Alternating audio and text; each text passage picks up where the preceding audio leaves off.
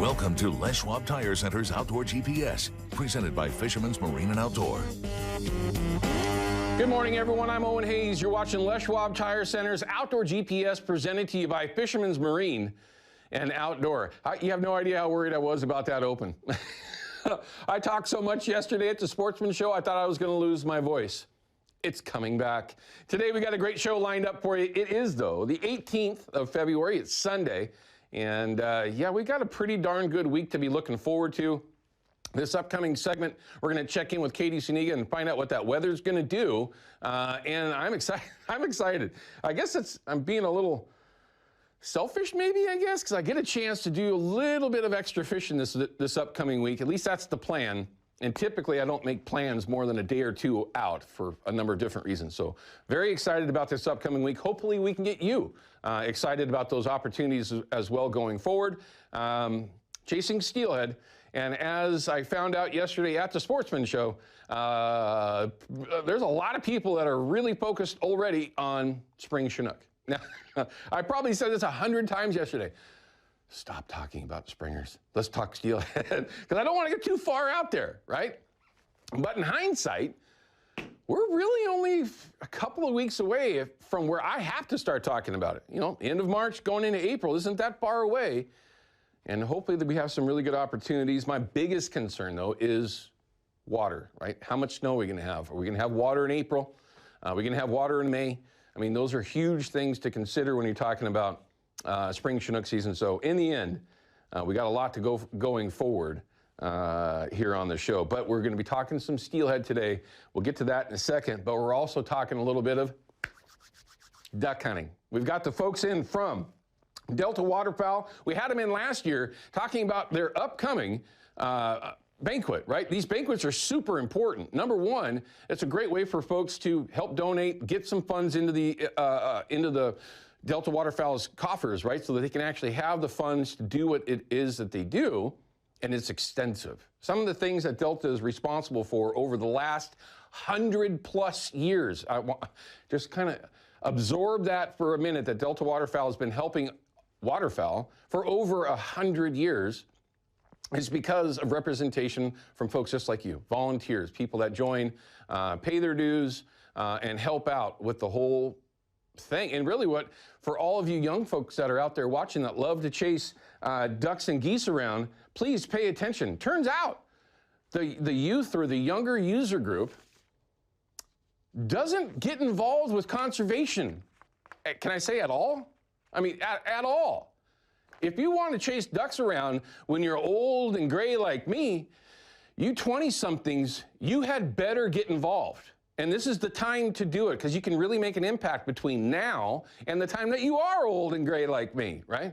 Because if there weren't folks like us and my father and folks before him in the last 100 years, we wouldn't have any duck hunting right now. It'd be 2024 and duck hunting would be gone long time ago. Probably 50, 60, 70 years ago, it would have been gone. So these are all very important things that everyone needs to be aware of and get involved. Millard Hauser is here from Delta Waterfowl, educated me on some things before we even started the show that I didn't know about Delta Waterfowl. So I thought that was super interesting. We're going to find out more of that. The canvasback story from the very beginning was just killer. If you've ever had a chance to chase the king of ducks, at least that's what some people call him, not me. I'm a mallard guy. It's the canvasback. That's what started everything for Delta Waterfowl. So super cool, great organization, and we're happy to do what we can to get that word out there. Then we're going to have Don Newman from P-Line. He's actually up on the Quinault as we speak, sitting in a drift boat on anchor. I believe that photo was from yesterday, by the way, everyone. Just a toad of a steelhead. Jeez, that's just, okay. Look at the photo, everyone. Look at his left hand, his right hand, how he's holding onto it, the girth of that fish. It's a solid teener, all right? You're going to go, well, what's a teener? Anything that starts with a 1, all right, other than 1 pound. Pretty nice fish. He's actually up there today. We're going to talk about how things are going real time on the Quinault. Also, we're going to find out a little bit more about that new line that we were talking about, which started quite a bit of a fire yesterday at the P-Line booth. The Endurex, the lifetime guarantee that the color will not fade on your 8 carrier braid. Have you ever seen that before? No, you have not. So we're going to check in. We're going to talk a little bit about that. And I'm going to kind of tie that in to our Chevy Silverado Tech Tip of the Week. While I was there talking with the folks from P-Line and other companies, folks were asking a lot of questions about fluorocarbon line. Why, right? As opposed to just using mono and just going for it with steelhead and salmon. And there's a lot of different ways that you can look at this when you're talking about line in particular. Why fluorocarbon would be an advantage in certain situations. Is it an advantage in all situations? I mean, it's usable in every situation. Is it an advantage in every situation? No. But we'll talk about that, what the differences are between some of the different versions of fluorocarbon as well, because some of them have different uses than others. So that'll be the Chevy Silverado Tech Tip of the week. But before we get to some of these photos, I know I'm running along here, but let's take Richard, right? Richard from Kenmore. Typically, we talked with him about some of his opportunities up in the Puget Sound area, but he's actually going to talk about Buoy 10. Is that, oh no, Area 10, excuse me. You're in Area 10. I read that completely wrong, Richard. How are things going up there? Hey, well, we got a season starting March 1st. It's going to be short. It's going to be sweet. The total encounter numbers is 4,953, with 953 of them being unmarked encounters, and our sublegal encounters are 4,181. They're going to be opening at Friday, Saturday, Sunday, Monday.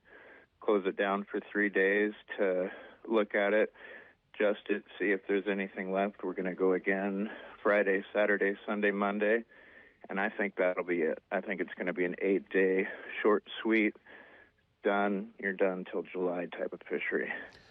Well, okay, you just interrupted, or not interrupted, but changed my question. So once that's done, no matter if it's that first weekend or the second, you guys are off the water until July? Yeah, if we go out there and find the sublegals and the ones that are smaller than 22 inches, and there's a bunch of them still in there, they haven't migrated out to the straits or the ocean. Oh yeah, it'll shut it down quick, because everybody's kind of in the mindset. Gear's been getting smaller and smaller. Yeah. And we go through all the small sublegals before we can even get a chance at keeper fish. There's just so many of those out there. So it's kind of a bummer, but starts on March. Something to do for 8 days. Well, yeah, as long as you get the 8 days, right? I mean, opportunity is good opportunity, most of the time at the very least, not always. But that starts on March 1st, goes for Friday, Saturday, Sunday, Monday to start out? Yeah, 4 days, and then they're going to look at it, see if there's anything left, and then open it accordingly after that. So, well, there you go. Not sure what they're... For you folks up there, up north, that get a chance to participate in that fishery, it looks like you get a window to chase some salmon around. Richard, I know that you're going to be out there every day. As long as the opportunity's there, we know you're going to be there. So we'd love to hear a report as things happen on that Saturday or Sunday morning. So please feel free to call up. We'd love to hear from you. Hey, I got one more thing. Sure. The southern resident killer whale problem that you guys are about ready to experience. Yep, we're right in the middle of it. You guys better pay attention to what's going on. It closes fisheries. We lost our complete wintertime fishery because of the southern resident killer whale problem. So whatever you guys can do to combat that, show up at the North of Falcon meetings, show up at the LOF meetings, and say your part and tell them we don't want to lose this stuff. Yeah, first thing and foremost, everyone, hatcheries, more hatchery production, get more salmon in the system, and steelhead maybe, but more salmon in the system to feed the killer whales. That was tight right there, Ryan. That was tight. Richard, I got to go. I'm running so long, they're already starting to bark at me. But thanks for your phone call, partner, and the heads up on that opener, March 1. All right, let's show you some of the photos everyone's been sending in. We actually have a video clip at the end of this. Here's a good one. Coastal Native. Christopher, thanks for sending it in. Nice little rocket right there. Not a big fish, but a dandy. Cromer. Christopher, well done, man. Hopefully there was a few in there. Ooh, groceries, Depot Lings. John, thanks for sending that in as well. You just made my stomach growl. Those are ling cod, everyone. We call those groceries for a reason because they're absolutely delicious. Looking at that fish, first thing that comes to mind is summer run, but I could be wrong. First steelhead, John and Zach, well done. Like I always say, if it's your first steelhead, if it's your first duck, well, kiss a whole bunch of money away the rest of your life because you're going to be chasing these things forever, at least as long as we're able to, right? First elk, oh, awesome. Lindsay, well done. Some of those cow hunts are just fantastic and perfect meat, everyone. That's what we do this for. We love the outdoors, the opportunities to get out there and feed our families with perfect meat. And there's one of them right there. That's one of the best conservation tools there is. Lindsay, well done. Here's a nice, oh! Don New, we got Don New coming in next week. He's with Hatchery and Wild. As you all know, you know Don. He's been out there chasing some steelhead and obviously had some success. Great photo, too, by the way, Don. I want to know if he fell on the rocks. Whoa, that's a toad right there, everyone. That's a good fish. Look at the shoulders on that. North Coast Hatchery. Man, broodstock program in full swing right there. I don't know what system that's on. I got a strong suspicion. But John, well done. Nice fish. I mean, really, just a dandy. Luke and Lucy, this is actually from yesterday. Eva actually took the photos of these kids. They were having just a ton of fun at that trout pond. One of the things that there's no question, I know I've said it many times here over the years, but if it wasn't for that trout pond, I don't know if I would have found that little fish. Here's the video of it. Lift it up! Come on, Lucy! Look at that trout. Look at the smile on the kid's face. Oh my God, I just love that. Yep, and that's what it's all about. The kids were there having some fun. I got another one of those to show here in just a little bit. Lucy, thanks for having some fun and letting us show you off a little bit. Here's how you can do it. It's the Fox 12 app. It's the easiest way to do it. Find Outdoor GPS, scroll down. It'll show you how to upload your photos and videos, and we love to get them in.